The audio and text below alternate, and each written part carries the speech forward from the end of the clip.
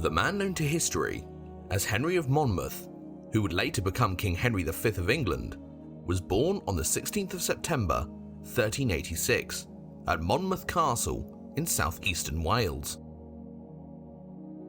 His mother, Mary de Bohun, was the daughter of the 7th Earl of Hereford, Humphrey de Bohun, and as well as Henry, parented 5 more children, including her 3rd son, John of Lancaster, the eventual Duke of Bedford, who would come to play a prominent role in the latter stages of the 100 Years' War. However, Mary would never see her children live to adulthood, as she died in July of 1394, giving birth to her daughter, Philippa of England. Henry's father, Henry of Bolingbroke, or Henry Bolingbroke, was the son of John of Gaunt, Duke of Lancaster, who was himself the 3rd surviving son of King Edward III, who had started the 100 Years' War with France by claiming the French crown, and had since brought England's enemy to its knees with spectacular victories on land and at sea, such as the naval Battle of Sluys in 1340 and the Battle of Crecy in 1346. Despite these spectacular victories, Edward never managed to secure ultimate victory over the French, even though he was aided in his campaigns by his son, Edward, Prince of Wales, who is today known as the Black Prince, who won another famous victory over the French in 1356 at the Battle of Poitiers, in which the King of France, John II, was taken prisoner. This period arguably marks the zenith of English power over France, which could only be challenged by the reigns of Edward's Plantagenet ancestor, Henry II, and Edward III's great-grandson, Henry V himself. However, on each occasion England came to hold sway over mainland France, the island nation would snatch defeat from the jaws of victory and lose its continental territories to a resurgent Valois monarchy. Despite him not being able to finally claim the French crown, Edward III could have been forgiven for thinking that the destiny of his kingdom would be in safe hands after his death, as his son, the Black Prince, was one of the most respected and capable military commanders of his time. However, Prince Edward would never get the opportunity to become King of England, as he died of dysentery in 1376, a year before his father, Edward III, meaning that the throne then passed to the Black Prince's infant son, Richard II, instead. Over the coming years, Richard proved himself to be nowhere near as capable as his father and grandfather, as he is widely considered to have been a weak, tyrannical, and cruel king, whose reign was dominated by military failures against both France and Scotland, as well as numerous crises, including the Peasants' Revolt of 1381, and the power struggle with a group of his nobles, known as the Lords Appellant, who were led by Richard's uncle, Thomas of Woodstock, Duke of Gloucester, who was the youngest son of King Edward III, and even Henry Bolingbroke, who would play a minor role in the uprising. The reason for this division between the king and his nobles was in large part due to the influence of Richard II's favourite, Robert de Vere, Duke of Ireland, who in their eyes had grown overly powerful due to the king's favour, and after negotiations failed, the kingdom fell into civil war, in which the king and de Vere were ultimately defeated at the Battle of Radcot Bridge in Oxfordshire on the 19th of December 1387, and afterwards the king's favourites were either killed or forced to flee to France, after which Richard was compelled, at the so-called Merciless Parliament of June 1388, to accept his nobles' terms and purge his household of all persons they found undesirable. This meeting of England's Parliament certainly earned its name, as Richard's favourites, judges, and household retainers were one after the other given a traitor's death, in which they were publicly hanged, gutted, and decapitated, in what was one of the most humiliating examples of noble and parliamentary power over the monarchy in English history. However, Richard, who was at this time still only 20, could not forgive or forget his nobles' cruelty to his favourites. By this time, Henry Bolingbroke's son, Henry of Monmouth, the future Henry V, was embarking on an education befitting a boy of his class, in which he undertook training in martial arts, horse riding, and hunting, along with music lessons, literature, and finally languages, including Latin, French, and English.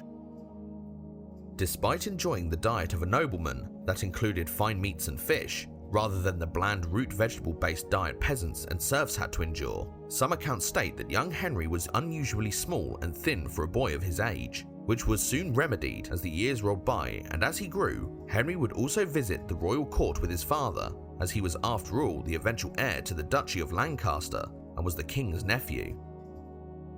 In the 18 months since the Merciless Parliament, Richard II had ruled England in conjunction with his councillors. However, when he reached maturity at the age of 22 in 1389, he assumed control over the governance of the country and ruled benevolently for a time. However, the king, much like his great-grandfather, Edward II, had not forgiven his nobles for killing and hounding his closest companions out of the country, and in the late 1390s, Richard began to become increasingly authoritarian and paranoid in his rule, particularly after the death of his beloved wife, Anne of Bohemia, in 1394, who he bitterly mourned for months afterwards.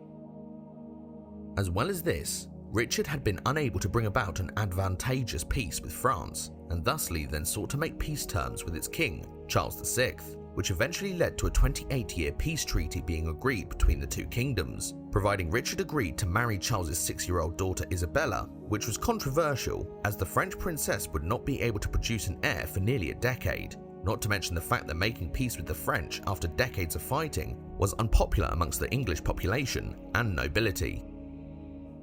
It was perhaps this growing sense of hostility towards him that prompted Richard to then exact revenge on those he thought were against him or had wronged him in the past, and spurred on by his paranoia, Richard then ordered the arrest and execution of his own uncle, Thomas of Woodstock, as well as the other leaders of the Lords Appellant, including the Earl of Arundel, who was beheaded, whilst the Earl of Warwick, who was sent into exile, had his lands and titles seized.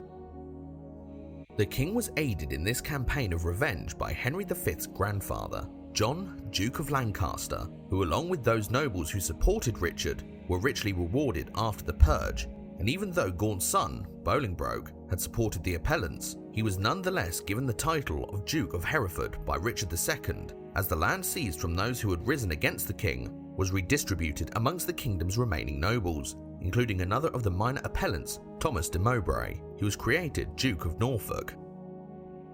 All now seemed well from Richard's perspective. However, the kingdom was soon gripped by intrigue once again in 1398, when Bolingbroke informed the king that Mowbray had informed him that Richard was planning to seize the duchies of Lancaster, Hereford, and Norfolk, and imprison both John of Gaunt, Bolingbroke, and Mowbray himself. Although historians now believe that Bolingbroke and Mowbray already hated one another by this time, and that two separate factions, one supporting and one opposing the Lancastrians, had formed in the royal court by this time. Upon hearing these accusations, Richard believed Bolingbroke and had Mowbray arrested for inciting treason. However, Mowbray then denied that he had told Bolingbroke that the king was planning to seize his family's lands, and to resolve the dispute that could not be proven or disproven either way, the two men agreed to fight one another in a trial by combat, the victor of which would be proven, with God's help, to be telling the truth. Therefore, on Monday the 16th of September 1398, in a field near Coventry, the two men, dressed in full plate armour, appeared before large crowds as well as the king himself, and after entering the field and swearing their oaths, the dukes chose their weapons and mounted their steeds, after which Bolingbroke charged headlong towards Mowbray, who did not move, but before the rivals could clash, at the last moment, King Richard cried out, "Ho, ho, ho," calling a halt to the proceedings. Then, after conferring with his advisors, the king declared that the trial was over, and to both men's shock, banished them from the kingdom, Bolingbroke for 10 years, that was later reduced to 6, and Mowbray for life, perhaps because Richard saw an opportunity to banish his former enemies. However, in exiling Bolingbroke, the king was making a fatal mistake. With two more of his past enemies seemingly dealt with, Richard should have felt more secure in his rule. However, he would soon become more harsh, paranoid, and tyrannical than ever before, as he built up his number of retainers and whilst at court would sit silently watching those around him, who had to bend the knee if they caught the king's gaze.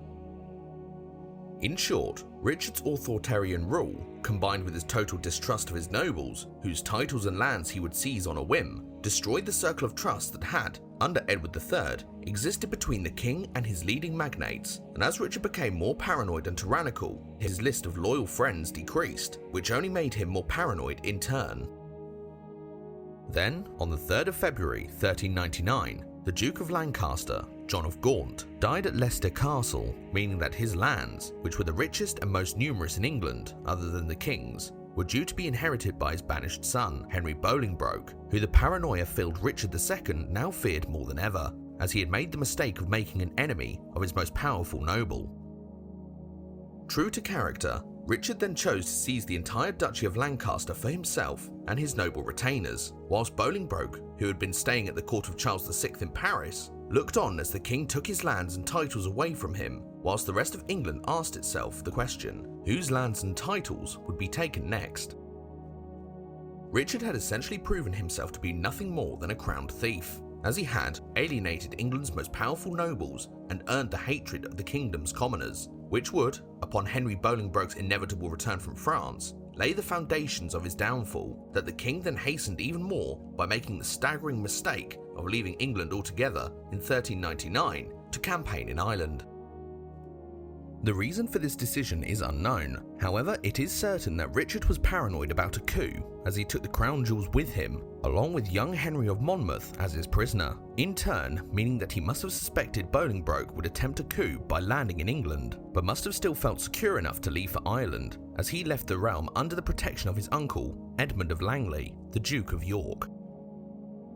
Upon hearing the news that the king had left the back door to England wide open, Bolingbroke, with the backing of his allies in France, as well as the disaffected nobles still in England, such as Henry Percy, the Earl of Northumberland, and Ralph Neville, the Earl of Westmoreland, crossed the English Channel and progressed along the kingdom's east coast before finally landing at the mouth of the River Humber on the 4th of July, 1399, with a small retinue of 100 men-at-arms.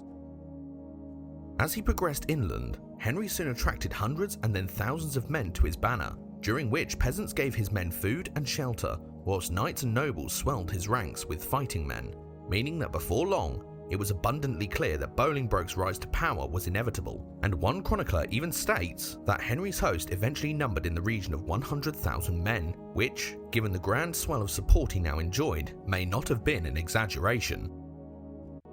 Richard, whose absence had sealed his doom, could do nothing to stop Henry by this time, and soon even his uncle Edmund of Langley was forced to accept Bolingbroke's supremacy, and despite returning from Ireland via Wales, where he attempted to raise an army, it was abundantly clear that Richard's time was up, and he finally surrendered to Henry on the 19th of August at Flint Castle in northeast Wales, before being taken to London, where the king was imprisoned in the Tower in early September. Bolingbroke had first claimed that he intended to help Richard rule his country better upon apprehending him, but now evidently sought to take the crown for himself instead, but faced the problem of legitimizing his ascension. But as Bolingbroke had the support of the country's nobility, the church, as well as Parliament itself, Richard's deposition was merely a formality. Therefore, citing the king's unworthiness to rule, Parliament finally agreed to depose King Richard II on the 1st of October 1399, and then on the 13th of October, Henry Bolingbroke was crowned King Henry IV of England at Westminster Abbey. Although the new king had little to no love or loyalty left for Richard, his son Henry seems to have cared a great deal for the deposed king, as he had been treated well whilst on campaign in Ireland, and had even been knighted during the expedition, whilst one source also claims that after Henry's father had secured his power base in the Palace of Westminster, he sent for his son, who instead left to visit Richard in the Tower, who compelled young Henry to go to his father instead. Initially, Henry Bolingbroke had publicly intended to keep Richard alive after taking the crown, but when a plot to assassinate Bolingbroke and release the deposed king was discovered, Henry realised that as long as his cousin remained alive, his throne would not be secure, and thusly the decision was taken to transfer Richard to Pontefract Castle in Yorkshire, where sometime during the winter of 1400, the deposed king was starved to death, aged just 33. Although Richard II's reign had been a catalogue of disasters, Bolingbroke's seizure of the English throne would come to have dire consequences in the years to come, as the killing of an anointed monarch by a man who was, after all, not the next in line to the throne, would set a dangerous precedent, as when Edward III's second son, Lionel, Duke of Clarence's last surviving heir, Edmund Mortimer, 5th Earl of March, died in 1425, his lands and titles were inherited by Richard Plantagenet, 3rd Duke of York, the grandson of Edward III's 4th surviving son, Edmund of Langley, who would ultimately depose Henry V's son, Henry VI, and ignite the Wars of the Roses. In a matter of months, Henry of Monmouth had gone from being the heir of a disinherited English duke to being the heir apparent to the Kingdom of England itself, and in the weeks following his father's coronation, Henry, now aged 13, was created Prince of Wales, Duke of Lancaster, Duke of Cornwall, Earl of Chester, and Duke of Aquitaine.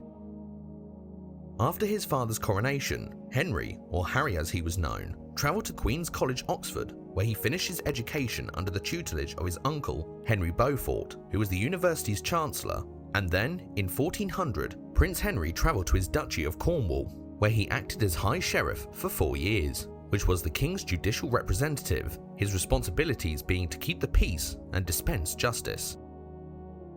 Despite this, Henry's adolescent years would be shaped by conflict, as his father Henry IV's reign would prove to be relatively short and bloody, as the king, aided by his son, would be forced to fight for the very crown he had taken from Richard II. The first crisis that befell the new king was a full-scale uprising in Wales against England's overlordship under Owain Glyndwr, who in 1400 launched a revolt and even proclaimed himself Prince of Wales, prompting Henry IV to send Prince Henry to campaign in the Principality. However, he was soon recalled in 1403 to aid his father at the Battle of Shrewsbury on the 21st of July, where the king's army defeated a rebel force under Henry Percy, also known as Hotspur, who had risen up against Henry IV when he failed to grant the Percy family promised rewards after his ascension to the throne, which they had helped him to achieve. Prince Henry, now 16, was by this time proving himself to be an extremely capable soldier and commander, as he was in the thick of the fighting at Shrewsbury, and at one point was almost killed by an arrow hitting him in the face near his nose, and it was only with the expert help of the royal physicians that his life was saved. But despite this, young Henry would bear the scar of battle for the rest of his days, along with many other wounds he obtained during his numerous campaigns. After Shrewsbury, Henry returned to Wales in an attempt to bring Owain Glyndwr to heel, but the self-proclaimed Welsh prince proved himself to be a stubborn enemy, who soon united the majority of the Welsh populace behind him in what became a full-scale war rather than a rebellion. Indeed, one of the titles the Glyndwr Uprising is known as today is the Last War of Independence, which would continue for another decade. As time went by, Prince Henry was compelled to leave Wales for London, as his father the king had contracted a mysterious illness in the summer of 1405 that historians have since guessed could have been leprosy, or even epilepsy or cardiac problems, as chronicles state that Henry IV suffered from attacks which got more frequent and serious as the years went by, meaning that the Prince of Wales increasingly had a greater say in the governance of the kingdom, although Henry soon began to argue with his father over foreign and domestic affairs, resulting in him being dismissed from the King's Council in 1411. In contrast to William Shakespeare's portrayal of Henry V, the prince does not seem to have enjoyed a riotous youth, but instead, by the time of his ascension to the throne, was a battle-hardened commander who no doubt enjoyed the respect and loyalty of his subordinates, which is evidenced in some accounts that state there was a body of opinion within the kingdom's nobility that the increasingly ill Henry IV should abdicate the throne and allow his son to take his place. In the end, neither England's magnates or Prince Henry himself would have to wait for long, as Henry IV soon succumbed to his illness in the Jerusalem chamber at Westminster Abbey on the 20th of March 1413. From what historians think may have been a stroke, so ended the reign of one of the most controversial kings in English history, as with his death, the hitherto divided kingdom of England was united under the youthful, strong, and energetic Henry V. Little over a month after his father had drawn his last breath, Henry of Monmouth was crowned King Henry V of England on the 9th of April 1413 at Westminster Abbey, whilst a ferocious snow blizzard fell from the grey London skies, which onlookers and chroniclers could not decide was a good or bad omen. Henry was 27 at the time of his coronation and stood at a considerable 6 foot 3 inches in height and was clean-shaven with dark cropped hair, whilst his face, although battle-scarred, had a healthy complexion with a prominent and pointed nose in its centre, whilst his eyes, depending on his emotional state, flashed from the mildness of a dove's to the brilliance of a lion's. Much like the greatest kings of the Plantagenet dynasty, such as Edward I and Edward III, Henry V, if he chose to look, had plenty of evidence of what was expected of a medieval king of England, as the less successful Plantagenets, such as King John, Edward II, and Richard II, had all alienated their nobles and paid the price as a result, whilst the more effective of Henry's forebears understood that a king of England could only reign in collaboration with his nobles, as their support was crucial in virtually every area of governance, from war to taxation and even diplomacy. Also, given the fact that Henry had received a good education, fought at the head of his father's armies in several campaigns, and for nearly a decade aided his father in running the country, it is perhaps fair to state that the young king was better prepared for rule than the majority of his Plantagenet predecessors or successors, ultimate proof of which was to come over the next decade in what many consider to be one of the most successful reigns in English history. It therefore must have come as a relief to the kingdom's magnates that Henry soon after becoming king adopted a policy of appeasement and pardon with respect to the kingdom's nobles who had rebelled against his father, and as well as this, Owen Glendour died in unknown circumstances in Wales in 1415, meaning that Henry was soon able to pay off the remaining Welsh and Marcher rebels, although it is perhaps fair to state that the fact that the new king had been born in Wales himself may also have been a factor in securing peace in the principality. Then continuing with his strategy of reconciliation, Henry also had Richard II's body relocated from its original resting place in King's Langley in Hertfordshire to Westminster Abbey. However, the new king was soon met with a serious challenge from a religious group known as the Lollards, who were a Protestant-like Christian religious movement that were opposed to what they saw as the false religious dogma and idolatry of the Catholic Church, and argued for an end to capital punishment, the celibacy of priests, exorcisms, and the Catholic practice of confession, as they stated that only God had the power to forgive sinners. This movement had inevitably been suppressed by both church and state before Henry's reign, but when several Lollards were imprisoned in the Tower of London, an organised insurrection broke out under John Oldcastle, a close former friend of Henry V, who then hatched a plan to kidnap the king himself and demand religious reform. However, the Oldcastle Rebellion, as it is now known, soon failed, as Oldcastle himself was eventually captured, tried, and executed as a heretic, after which the Lollards were driven underground by further reprisals. As his position in England was now secure, Henry was able to turn his attention to continental affairs and his intended resumption of hostilities with the French, who had supported Owen Glendour's Welsh rebellion with money and troops. However, another reason for Henry wanting to resume hostilities was due to France being in a state of turmoil, as its king, Charles VI, had for a number of years been suffering from mental illness, as he believed he was made of glass, which led him to have iron rods sewn into his clothing so that he would not shatter if he bumped into people or nearby objects. As the French king was incapacitated, there was infighting amongst his nobles over the control of the kingdom, particularly because King Charles's son, Louis, was too young to assume power. Therefore, Henry V sought to capitalise on this weakness at the heart of the French monarchy and resolved to once again lay claim to the French crown and demanded the reinstatement of the original Plantagenet holdings in the Duchy of Aquitaine, which had been greatly reduced in size during the reign of Richard II. In an effort to come to an agreement between England and France, a great council was called in the spring of 1414, at which Henry stated that he would give up his claim to the French throne if they paid him 1.6 million crowns in compensation, which was the outstanding ransom of the late French king John II, who had been captured by the Black Prince at the Battle of Poitiers in 1356. And on top of this, Henry also demanded that the French concede English ownership of Normandy, Touraine, Anjou, Brittany, and Flanders, as well as Aquitaine itself. This wish list was then added to when Henry also proposed to marry the daughter of Charles VI, Catherine of Valois, for which he also demanded a 2 million crown dowry that evidently was too much for the French to take, as they responded with a counter-offer consisting of Catherine along with her 600,000 crown dowry as well as an enlarged Aquitaine, but with no mention of the outstanding ransom of John II or the other territories Henry had requested. In short, Henry's demands were far too high for the French to agree to, as they would have to empty their treasury as well as surrender Princess Catherine along with the majority of mainland France just to end English claims on the French throne, and as a result, negotiations broke down by 1415, leading the English to claim that the French had mocked them and even insulted Henry personally, which Shakespeare would later portray as the French gifting Henry a chest full of tennis balls. Seeing that war was inevitable, Henry started preparations for a full-scale invasion of France, and in December of 1414, secured funding from the English Parliament to aid his preparations, and 4 months later, also secured the agreement of his nobles to go to war with the French.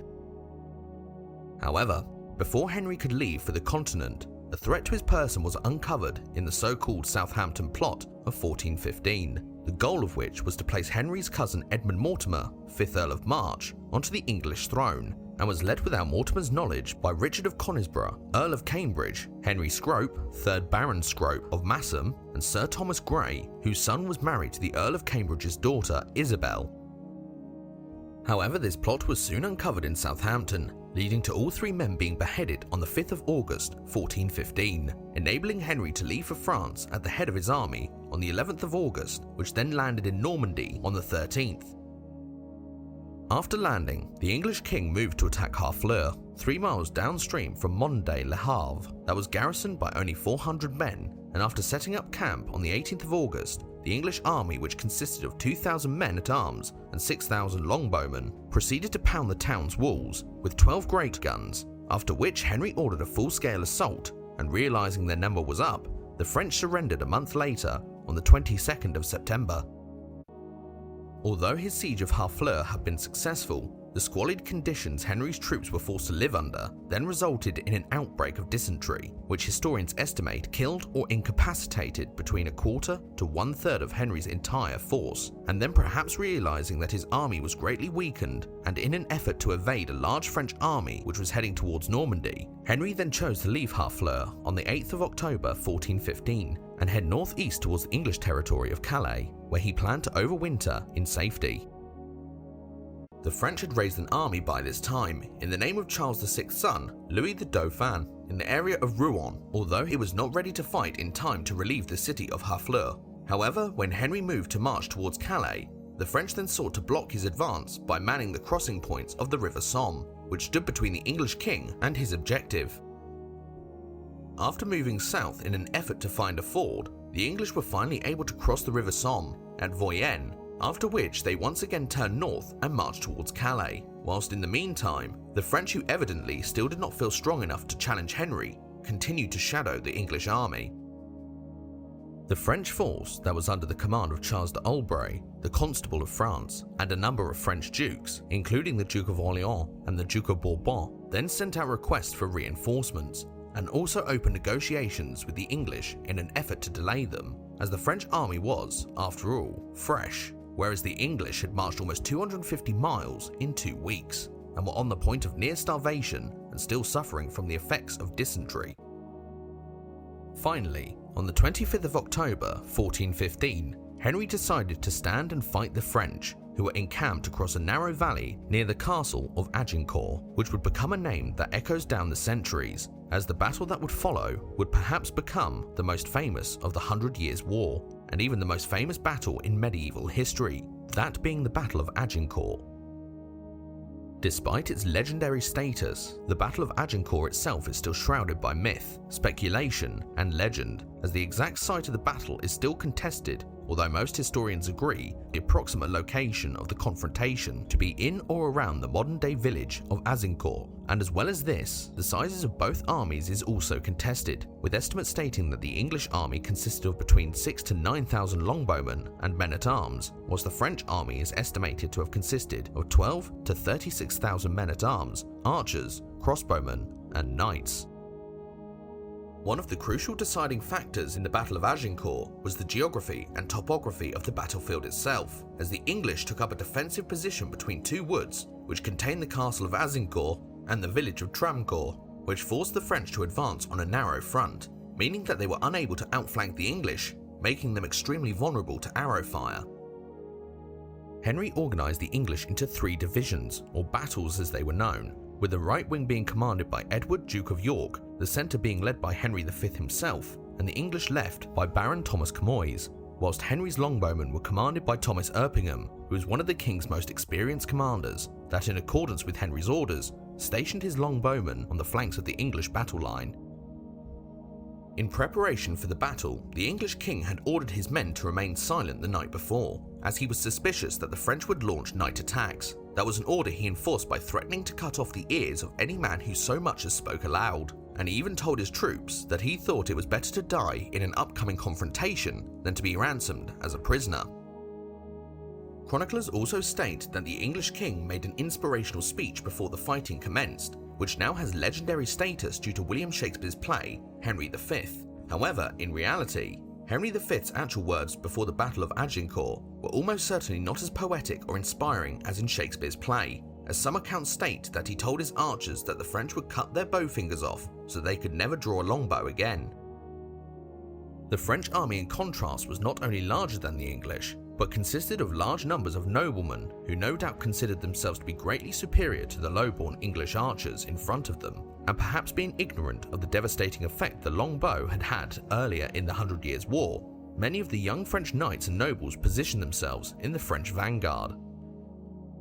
The French army itself was deployed in 3 lines of battle, one in front of the other, which were flanked by mounted men-at-arms and knights, and supported by thousands of archers and crossbowmen. Although, as previously mentioned, the true number of the French put into the field at Agincourt is unknown, but it is widely considered to have been 2 to 3 times as many as the English.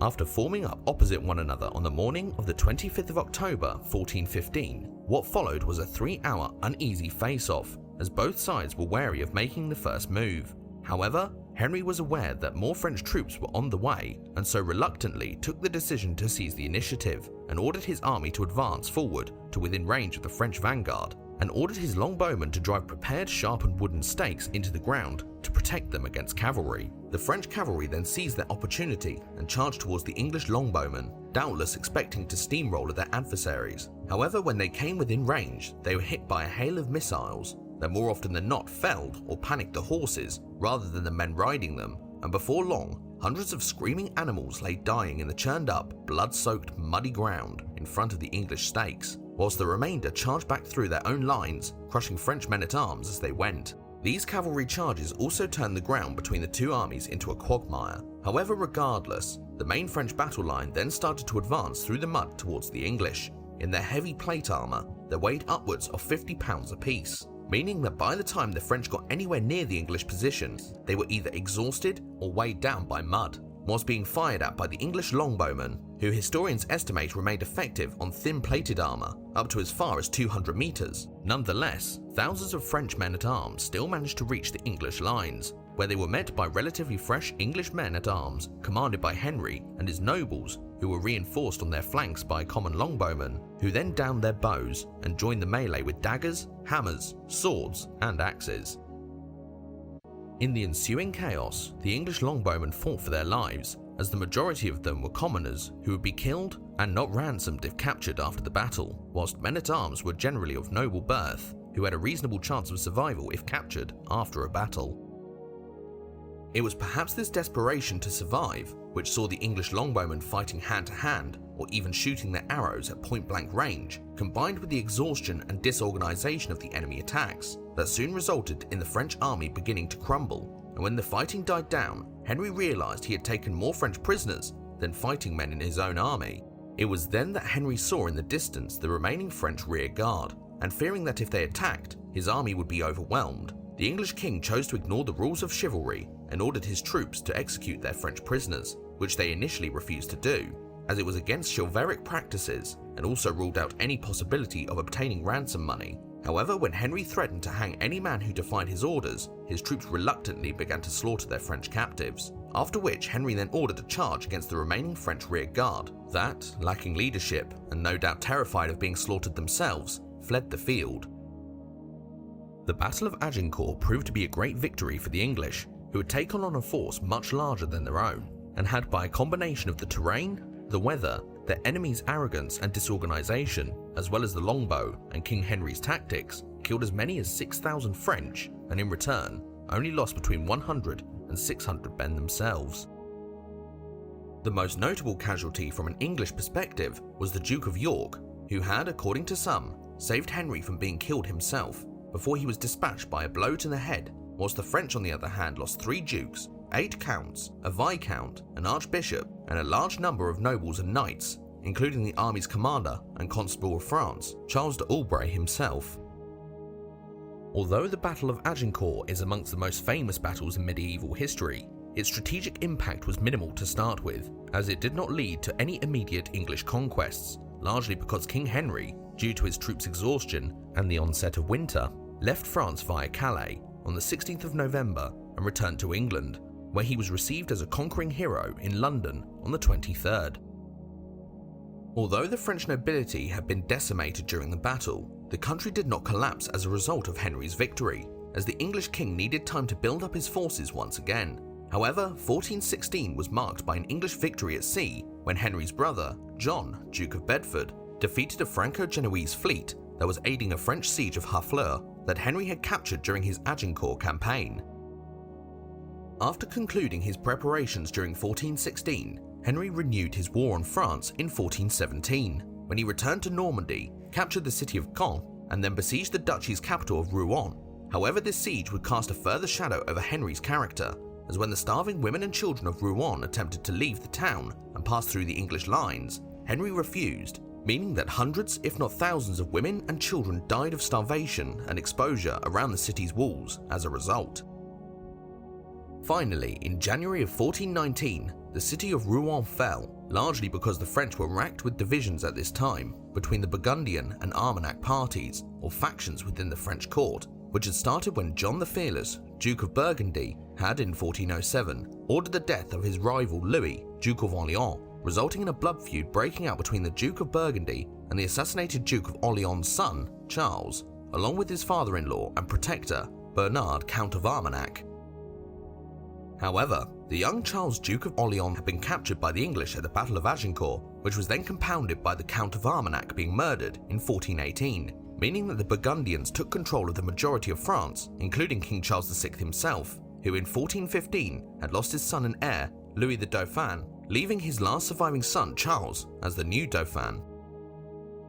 This infighting within the French court then ceased for a time in 1419, when the Duke of Burgundy and Charles the Dauphin negotiated a truce in order to fight the English. However, supporters of the Dauphin then murdered John, Duke of Burgundy, in September of 1419 on the streets of Paris, which reopened the feud between the rival parties and continued to weaken French resistance to the invaders.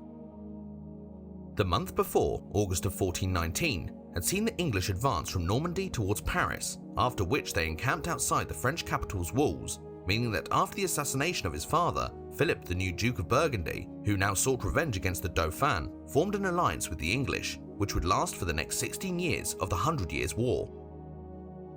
As the English were outside the walls of Paris, it was evident to the French that defeat was imminent. Therefore, negotiations began between Charles VI and Henry V for a cessation of hostilities in what would be known as the Treaty of Troyes, in which the French agreed to disinherit Charles the Dauphin, meaning that Henry would become the next king of France after Charles VI's death. And to seal the treaty, a marriage was also agreed between Charles VI's daughter, Catherine of Valois, and Henry V. This treaty effectively signalled Henry's total victory over the French and would have ended the 100 Years' War if all had gone according to plan in the years to come. However, in the meantime, Henry was recognised as regent of France, and marriage preparations then began that culminated in the English king marrying Catherine of Valois at Troyes Cathedral on the 2nd of June, 1420. However, Charles the Dauphin, along with many French nobles, did not accept Henry's ascension and had no intention of bending the knee to an English king. Therefore, in defiance of his father's treaty with the English, Charles continued to resist the invaders in order to claim what he saw as his birthright, meaning that the war was to continue as much of mainland France still resisted Henry's supremacy. The English king then returned to England in 1420, leaving the English armies in France under the command of his brother, Thomas of Lancaster, Duke of Clarence, who he ordered to conduct raids in Anjou and Maine during the spring of 1421. However, unbeknownst to Clarence, the Scots, who had been in an alliance with the French since 1295, had recently sent troops to France, and along with the French formed a sizable army, which then met the English at the Battle of Bourget on the 22nd of March, 1421, at which Clarence's forces were soundly defeated, leading to the commander of the Scots, John Stuart, Earl of Buchan, being made Constable of France shortly afterwards.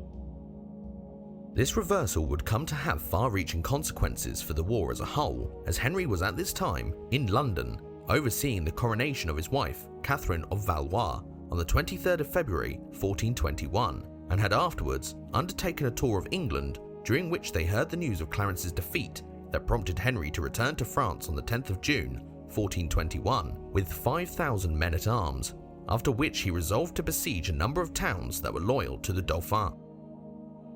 During this campaign, Henry met particularly stubborn resistance to the Dauphin-held town of Moore, which he besieged at the beginning of October 1421. However, the town held out against the English until May of the following year. However, it was during the winter of 1421 that the English king was greeted with good news from England, as his Queen Catherine had given birth to a son and heir on the 6th of December 1421 at Windsor Castle, who would eventually become Henry VI of England.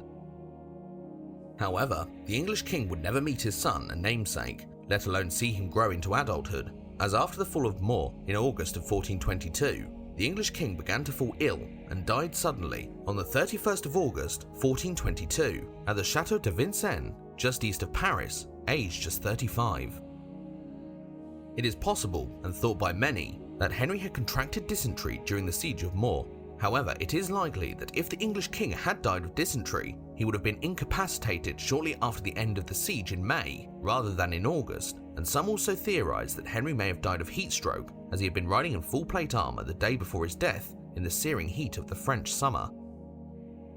It goes without saying that the death of Henry V was a colossal blow to the English hopes of victory in France. However, before his death, the English king named his brother John, Duke of Bedford, as the regent of France in his infant son's name, and 2 months later, the French King Charles VI also died himself in October of 1422, meaning that if Henry had lived another few months, he would have been crowned King of France. Over the coming weeks, the king's body was brought back to England, where he was finally buried in Westminster Abbey on the 7th of November 1422, whilst in France, his brother the Duke of Bedford proved to be effective in prosecuting the war. However, English fortunes would soon go into steep decline after the rise of the Maid of Orleans, or Joan of Arc, who breathed fresh inspiration into the hitherto demoralised French forces, and after a series of victories, the Dauphin Charles was finally crowned Charles VII, King of France in Reims Cathedral on the 17th of June 1429, whilst Joan of Arc herself was captured by England's Burgundian allies in 1430 and burned at the stake a year later. In response to the Dauphin's coronation, England then oversaw the coronation of young Henry VI in Notre Dame Cathedral in 1431, making him the only King of England to be crowned the King of France. However, young Henry's chances of victory in the 100 Years' War were soon ended when Philip, Duke of Burgundy, reconciled with Charles VII in the Treaty of Arras in 1435, after which the French steadily retook all the English territories one by one, culminating in England's final defeat at the Battle of Castellon on the 17th of July 1453, leading to the fall of Bordeaux itself that October, which had been in English hands since 1189. It was this final defeat, along with the inexperience and ineptitude of Henry VI, that would eventually compel his cousin, Richard Plantagenet, Duke of York, to rise up against the Lancastrian king, initiating the conflicts known to history as the Wars of the Roses, which would see Henry VI deposed in favour of Richard, Duke of York's son, Edward, who became the first Yorkist king of England, Edward IV, whose sons, Edward and Richard, would, according to some, be murdered in the Tower of London under the order of Edward IV's brother Richard, who then took the English throne as the infamous Richard III. However, the Lancastrians would finally emerge victorious from the Wars of the Roses, as Henry V's wife and Henry VI's mother, Catherine of Valois, after her husband's death, married a minor Welsh nobleman named Sir Owen Tudor, whose grandson, Henry Tudor, would defeat the last Plantagenet King of England, Richard III, at the Battle of Bosworth in 1485, and become the first king of the Tudor dynasty, Henry VII. King Henry V of England is today considered to be one of his country's most effective and talented medieval kings, as during his 9-year reign, the youthful Henry brought England to the verge of victory against France in the 100 Years' War, in which he secured one of the most famous victories in history at the Battle of Agincourt. However, despite the fact that we see Henry as the archetypal medieval warrior king, he also proved himself during his short reign to be a highly competent ruler and an expert diplomat. His detractors, particularly in France, criticise Henry's killing of prisoners at the Battle of Agincourt, as well as the neglect of civilians in his subsequent sieges. However, English historians would say these tactics are ruthless and/or pragmatic, whereas French historians might call them barbarous or criminal. However, a possible fair conclusion regarding Henry's character is that it will forever be a matter of perspective, and as such, will always be hotly debated. What virtually all historians can agree on, however, is that Henry V was one of the most capable and formidable warrior kings of the Plantagenet dynasty, whose victories rank alongside those of Richard the Lionheart, Edward I, Edward III, and the Black Prince, and we can only imagine what might have been had he lived, which will be forever one of the greatest what-ifs of history. What do you think of Henry V? Was he a ruthless, war-loving king who executed prisoners and abandoned chivalry? Or was he one of England's greatest medieval kings, who thanks to his victories and a little help from William Shakespeare, will forever be immortalised as one of his country's greatest heroic monarchs? Let us know what you think in the comments section, and in the meantime, thank you very much for watching.